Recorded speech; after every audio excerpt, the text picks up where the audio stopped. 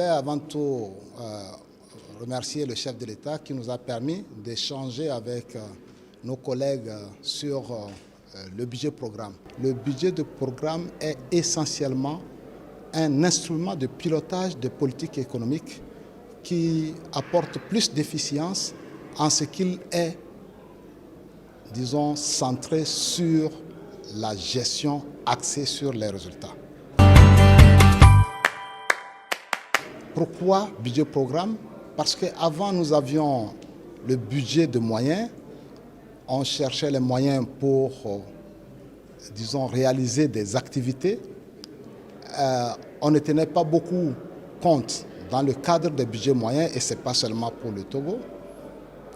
Dans le cadre du budget de moyens, on ne tenait pas beaucoup compte de l'efficience de l'activité, c'est-à-dire du résultat produit par l'activité.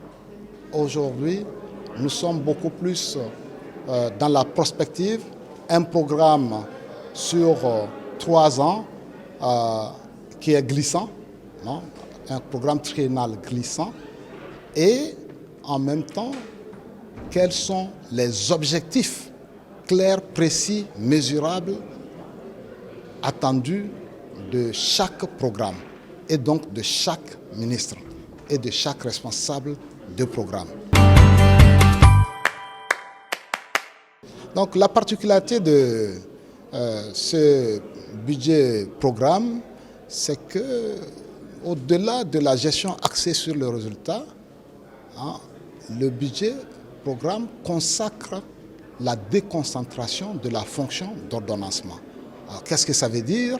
C'est que dans le cadre du budget de moyens, c'est le ministre des Finances qui est l'ordonnateur principal et unique du budget de l'État en recettes et en dépenses. Dans le cadre du budget programme, il y a beaucoup plus de responsabilités parce qu'il y a la redevabilité, donc plus de responsabilités des ministres sectoriels, et donc chaque ministre sera ordonnateur de son propre crédit, de son propre budget, et donc rendra compte de l'exécution de ce budget. Voilà une des particularités. L'autre particularité, c'est la responsabilité des contrôleurs financiers qui seront aussi déconcentrés pour faire le contrôle au niveau des ministres sectoriels, puisque désormais les ministres sectoriels sont aussi ordonnateurs. Alors, il y a aussi l'allègement des contrôles. Il y a le contrôle a priori du contrôle financier et le contrôle a posteriori.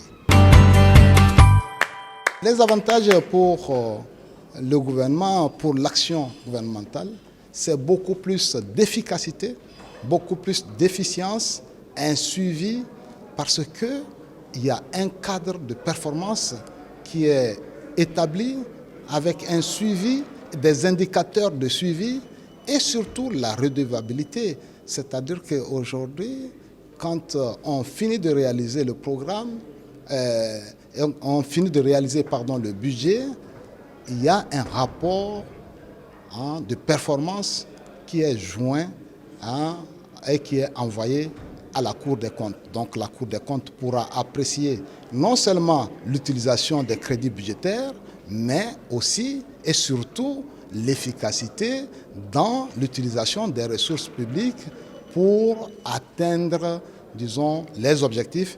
Et vous savez que l'objectif principal, c'est, disons, le développement économique et social et le mieux-être de la population. Donc c'est plus d'efficience, plus d'efficacité au profit de la population.